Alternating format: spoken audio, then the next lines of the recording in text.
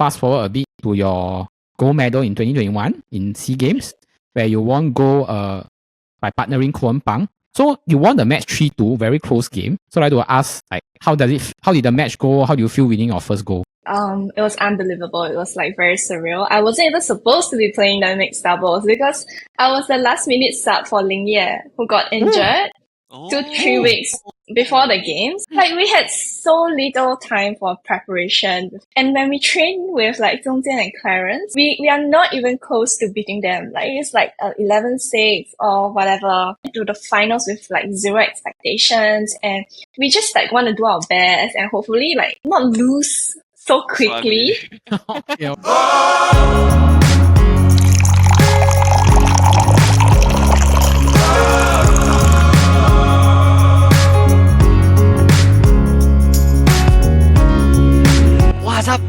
What's up? And welcome to another episode of the KopiBros Show presented by the Chit Chatter Podcast Network. Now today, we have a very, shall I say, a very young guest. I think younger than me and Brandon by at least 10 years. Wong Xin Ru. So she's a retired table tennis player. Okay, so I would like to ask Brandon, right? Talking to her, do you feel a generational gap? I couldn't tell that she was that young. This is the first time.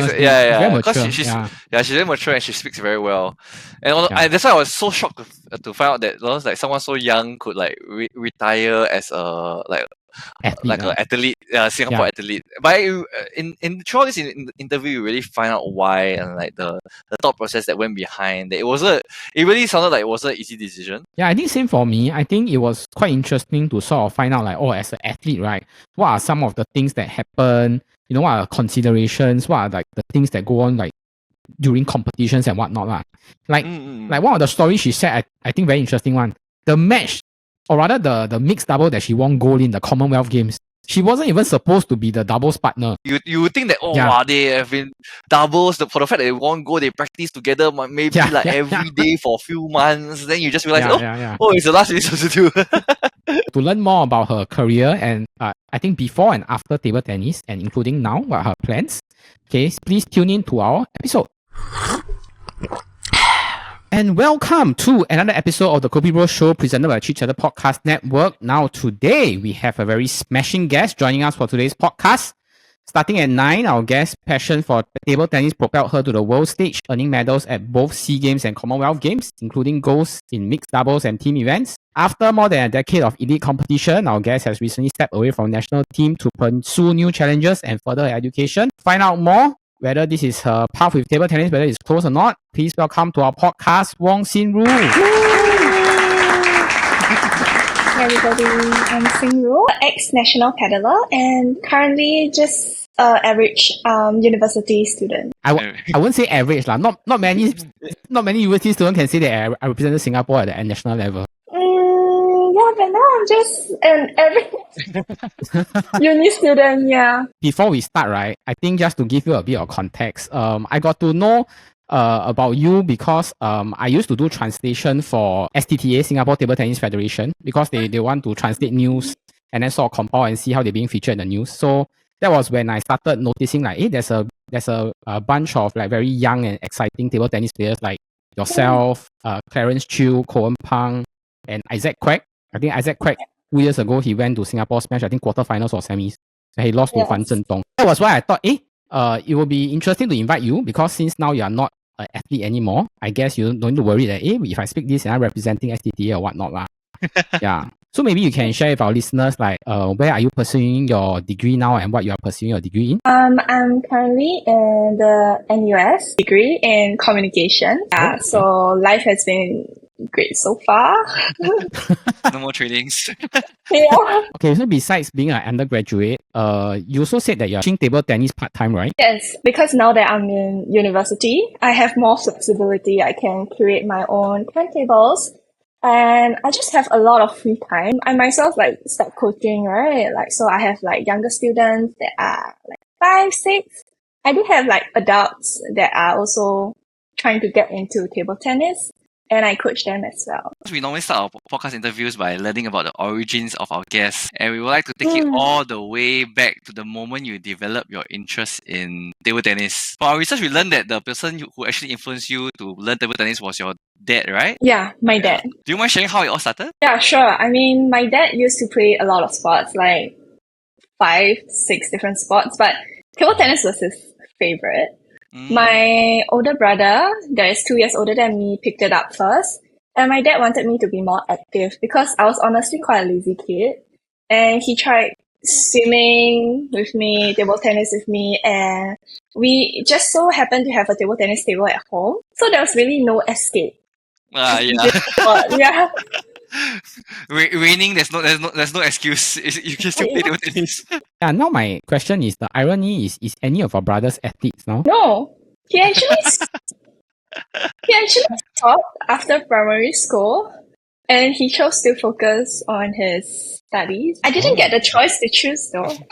Maybe it's because he didn't perform that well. And then maybe I had a bit more results. And then, after that, I was scouted to go to the sports school, which I can share with you guys. There are a lot of stories about great athletes being having parents who actually push them to be great, right? So for example, Tiger Woods and his dad, Serena and Venus Williams, when their dad, we mentioned the table was in the house. Did he constantly push you, or is the okay you're okay on your own? Definitely not the second option.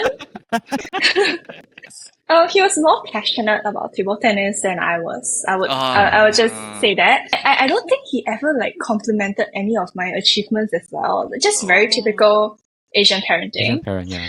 Yeah, very Asian parent, and it's always telling me how I can improve, how I can play better. I see it as his way of encouragement, wanting me to aim higher. So I think yours is the very rare story that people say that 有点半推半就, half is one, half is people push you along, that kind of feeling lah. Yes. I think that's exactly what it is. I think not just table tennis, but in sports and in even art, musician, right? I think for a young age, right, you tell kids 7, 6 years old or even younger that you have to keep repeating the same thing and keep practicing the same thing to be good at something, right?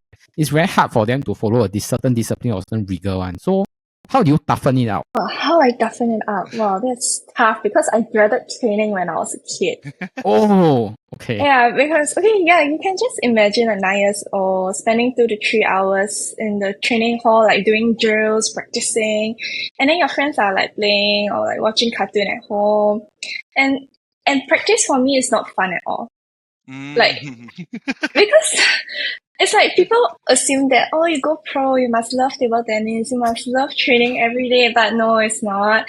No matter how hard I try to paint it to the younger kids, it's not, because it's really tough. It's repetitive. You're doing the same thing every day. I respect it now.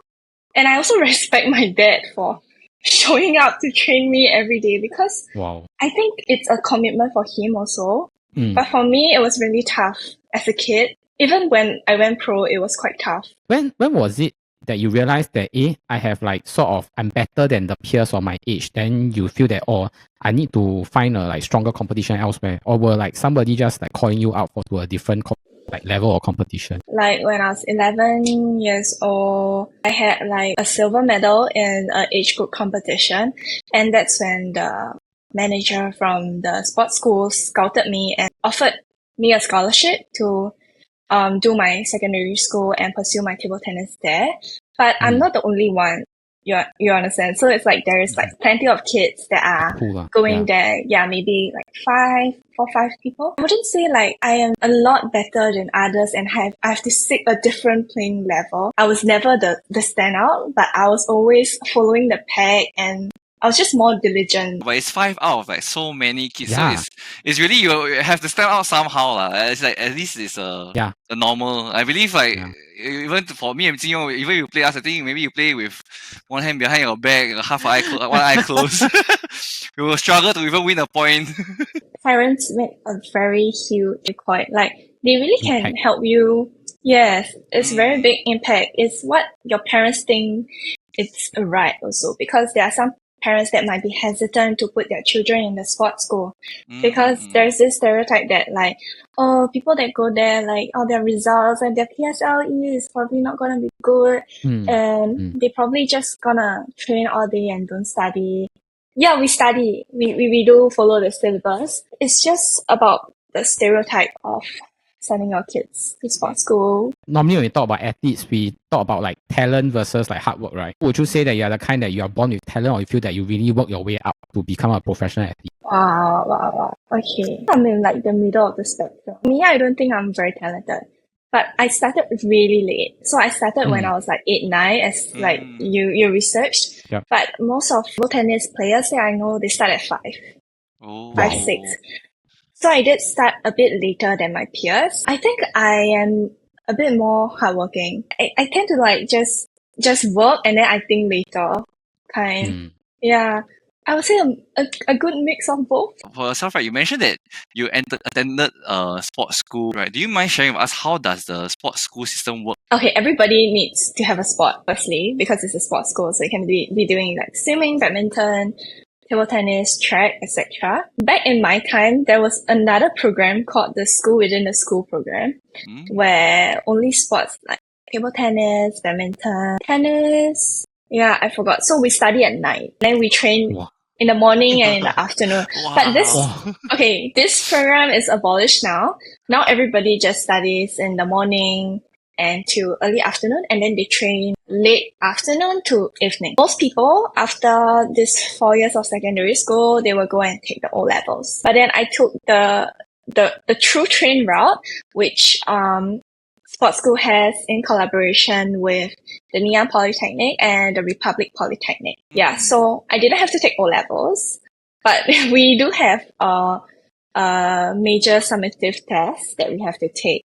According to the points, we get to see which one we can go, either the Ngee or the RP. After 16 years old, you take the test, then you go to Ngee or Republic Poly. Do you have to choose like a specialization? It's like my life again where I have no choice. Ngee, there's only the business option. Okay, during my time, I just say my time. Republic Poly, it's the sports management option. Yeah, the sports management option. So most of my friends went to the business option at Ngee, and I thought that was more generic. I think I would like that more, so I chose to go with Ngee. And another fun part is that we actually don't study in campus. So the lecturers actually come to sports school to conduct the lessons. Was the coaching very different, or was it the same? It's more systematic. Coaches there seems like they have a goal that they are following. It's more strict. It's not just coaching wise, also because you train and you are together always in a team. It drives you more to train harder, because it's either you up or I up, you know. Yeah. Okay. It's either I stand out or I am just behind the pack, you understand? Because there's always so many competitions going on. There's like selection trials. I remember there was like once where 1 month I had 3 selection trials. Wow. And we are just playing against each other, the same players. Wow. Was it quite easy to adjust from before the sports school and into sports school? I think it's something that you will get used to, because everybody is doing that, and then you will feel like the faster I adapt, maybe the more age I would gain kind. It's like, it's gonna be 4 years here. Like, I cannot be thinking that, oh, I don't like this life and stuff. Yeah, you know. When was your first call up to the national team? Okay. My first call up to the national team was, I think, 2019, because that was my first SEA Games. I think I was 17 or 18 then. Wow. Okay. So, do you have to train with like professional athletes straight away? Like, how was your first training session like? Oh, not really. Like, okay, because I was still studying at sports school, because I'm taking my Ngee lectures in sports school. And then I just trained with like my same peers, while my doubles partner for my 2019 SEA Games, Rachel, she trained at the national team because after secondary school she decided to go pro. Yeah, which is a very big decision for her too. I didn't really train with the national team players, maybe only on weekends. But I do remember like the first time I sparred with Yu Mengyu or Feng Tianwei. I was so nervous. Wow. And then like when I made a mistake, I'm like, oh, sorry. And then I kept saying sorry. It's like every 1 minute, I think there's like 5 sorries like out of my mouth because they have sparred with so many players. Then they'll be like, oh, 没关系, like it's okay. And I think that was really nice of them. But I think if I were to train with them now, it's gonna be like 500 sorries in 1 minute. Yeah. But when playing table tennis live and like with the crowd cheering you on, like you feel that it's a different feel. Like does the adrenaline sort of pump you on? It really depends. So if I hear the crowd while waiting backstage, I think it would add to my nerves. And if the crowd is like cheering for the another side, which weirdly happens quite often, I actually get more fired up. Like I'll be like, oh, you're all for like my opponent. I'm gonna show you that like I'm better. Okay. And actually when it's a home crowd like cheering for us, I actually get more nervous. Because I feel there's more pressure to deliver and because I don't want to disappoint. Yeah. Once the match starts, when I get into the zone, I can tune everything out. I'm just locked in into my game plan and strategy, which is a good thing about me. Yeah, that's what I think. I'd like to fast forward a bit to your gold medal in 2021 in SEA Games, where you won gold by partnering Koen Pang. And then interestingly, I think in the finals you played against, was it Clarence? Yeah, Clarence Chu and Zheng Jian. Sorry, Zheng Jian. Yes, Zheng Jian. Yes, correct. Yeah. So you won the match 3-2, very close game. So I'd like to ask, like, how did the match go? How do you feel winning your first goal? It was unbelievable. It was like very surreal. I wasn't even supposed to be playing the mixed doubles because I was the last minute sub for Ling Ye, who got injured 2-3 weeks before the games. So I don't know, is this like fate or what? Yeah, and like we had so little time for preparation before the games, and when we train with like Zhong Jian and Clarence, we are not even close to beating them. Like it's like 11-6 or whatever. To the finals with like zero expectations, and we just like want to do our best and hopefully like not lose so quickly. Okay. Yeah. And then imagine like the finals, the whole country is watching, and then it's like boom, 30 minutes gone, and then like we are like, okay, let's just try our best. And I still remember myself like goofing around like 5 minutes before the match, like jumping and like joking behind. And like now that I look back into the footage, like we looked so relaxed during our game, but we played like very boldly and maybe a bit more lucky. But we are super happy with the win, but we didn't really celebrate much because like that's the thing when you're in like friends and colleagues. It's that also, but it's like we all train together, we have fun together, but like there's always like the competition there. They are amazing like seniors and players. On court we cannot think so much about like the off-court friendship, you know. Because it's back to the competition mode. It's cruel. Yeah, sports is cruel. It's either you win or I win. Yeah. Okay, so just to give our viewers some context, Zheng Jian or Zheng Jian, right? Is actually one of the more senior female table tennis players in the Singapore table tennis world. Actually, she was one of the 3 that represented Singapore at the last Olympics. And Clarence Chu, although he is like about the same age as you, I also understand that he is a few years older and he became a professional athlete. No? It's like 1965, 2001. That's 6 years. 1995. Oh, no, 1995. I was like thinking 1965. I was like, what? It's old man training together. Okay, 1995. my point is that their team is supposed to be more experienced because I have seen Zheng Jian play quite a lot, and I know that she's one of the more experienced table tennis players, the one that has that really go further in tournaments, most tournaments. Yeah, so not that you also won gold at the Commonwealth Games, right? But we are actually fascinated to learn about your time playing against competition WTT. So WTT is like a world circuit where players all over the world, they can take part in that tournament. And it's actually very challenging because you're facing all kinds of players. They can be more experienced or they can be like very young but insanely talented. It doesn't matter how successful you are in a region. Like you can be an African champion, you can be a Oceania champion or whatever. Once you're there, you can really see where you stand in the world. And it's actually very humbling but also super motivating for me to be taking part in like this kind of like World Circuit tournaments. Was there like an opponent or moment or story that really like sticks to you when you were playing in that competition? Okay, I don't have one like playing in WTT, but I do have one which is the 2022, I think, World Team Championships. Yeah, so like our team of like 4 local players, we participated in the team competition led by Zheng Jian. I think the average age was about 20, 21, something like that. And we had this like crazy dream run where we beat a lot of like high ranked countries like Korea, Luxembourg, and we went into the semifinals. And I remember being up 2-0 against a player that is like ranked 100 places higher than me in the tournament. Like I was up 2-0 and then I lost focus. I don't know, is it like the mindset change in me, or is it like, I didn't expect to be so close to winning. And then that was when like all things turned. It really taught me like a very important but painful lesson. You cannot let your emotions get into the way. Yeah, you must just stay locked in till the last point. Yeah. It's so hard to control though. Like being 2-0 up and then against and you in your mind you clearly know that this person is so much like by right place so much higher than you. Yeah, and like if we would have won, would have been like in the semifinals, which is crazy. That's crazy. So it's like so many things in my mind.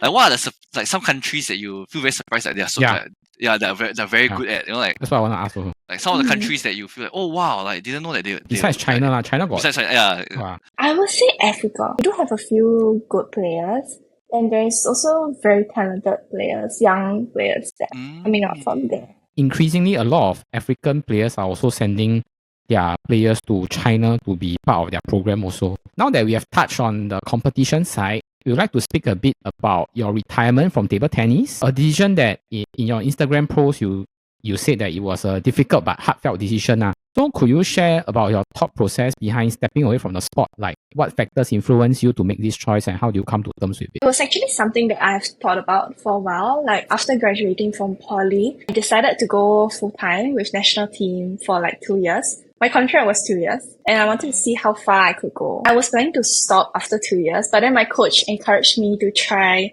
another year for the Olympics qualification. Okay. And then that was during 2023, and then I'm like, okay, why not? It's just 1 year. It's not that the Olympics is like 2028. I have to play 5 more years, right? It's just 1 year. I already defer 2 years, so what's 1 more year?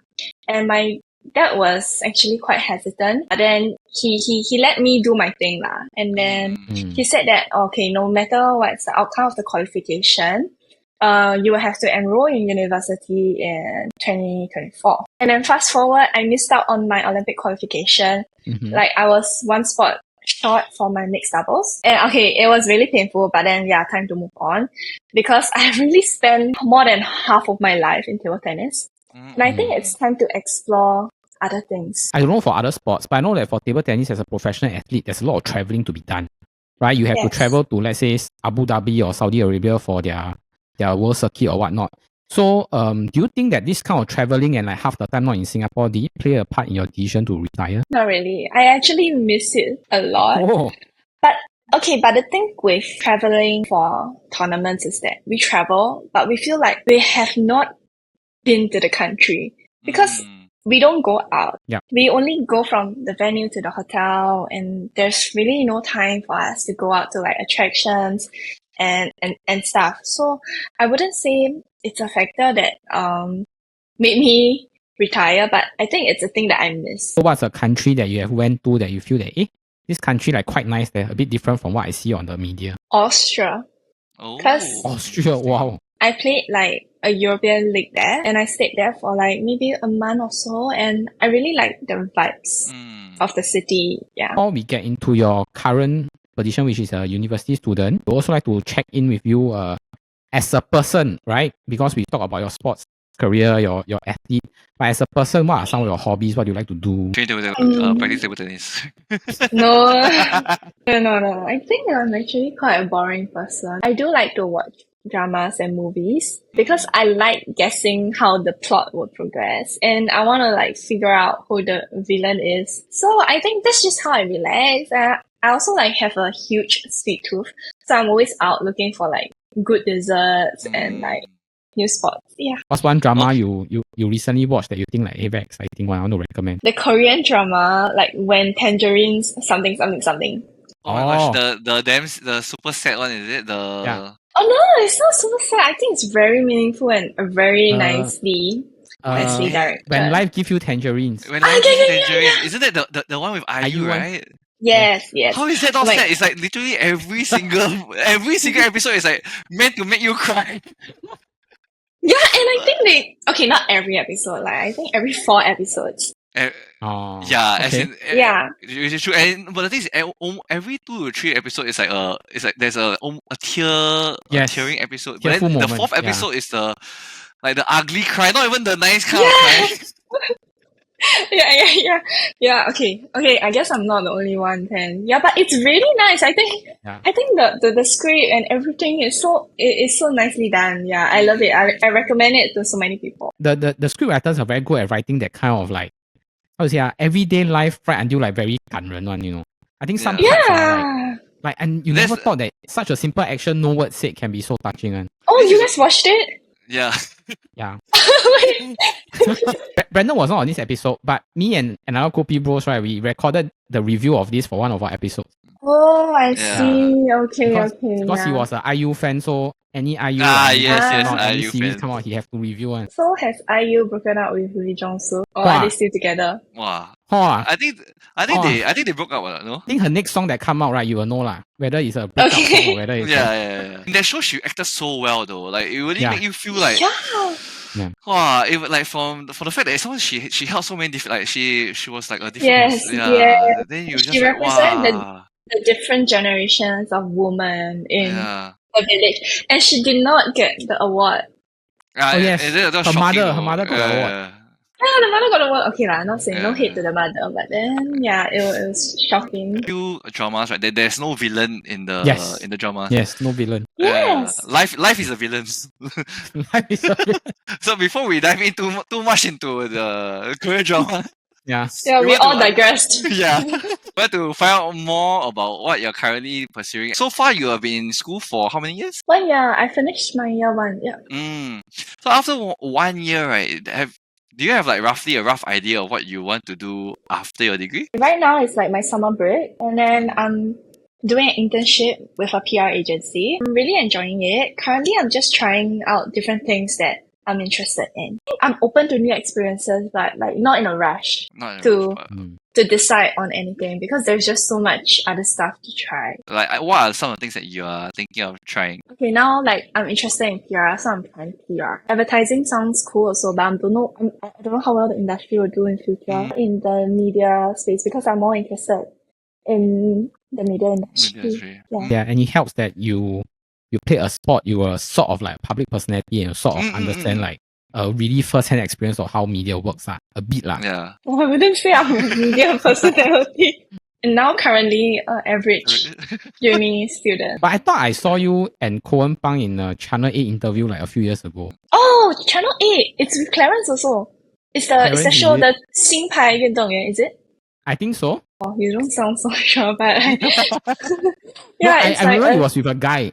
So I always thought that it's your doubles partner because we talked about you partnered Cohen right, just now. Yeah. Now that I think about it, I think it's mostly with Clarence because he's more well-versed in Chinese. So do you think that you'll ever come back to table tennis, or because now you're coaching, would that be like an option? I'd say that I don't see myself going back to professional table tennis. But I still play for varsity and I still coach part-time, but coaching, it's training other people. That being said, table tennis will always be part of my life. Just that it's different, just that it's in a different way. I also did like translation for the Singapore Smash this year. So I'm actually like taking on like a different kind of role in table tennis now. Yeah. It was quite an interesting episode. We haven't had a chance to talk to any professional athlete before, much less one that is retired and like can be more, how to say, our age range to talk about. Normally people retire is like 40, 50, this kind. Then you talk about old times, like, wow, it's really the glory days, this kind. Yeah, but yours is really like fresh retire, like, oh, I just retired last year. For our viewers, it will be interesting for them to learn more about your career in table tennis and also to learn more about you as a person. But before we go, could you let our audience know where they could find you on social media? Okay, you can follow me, Wong Xin Ru. Yeah, it's just my name. If you know my name, yeah, you can find me. So thank you so much for your time. We really wish you all the best. Find a job that you like in 3 years' time, and may you graduate with first class honors. Oh, thank you so much. Thanks for having me, guys.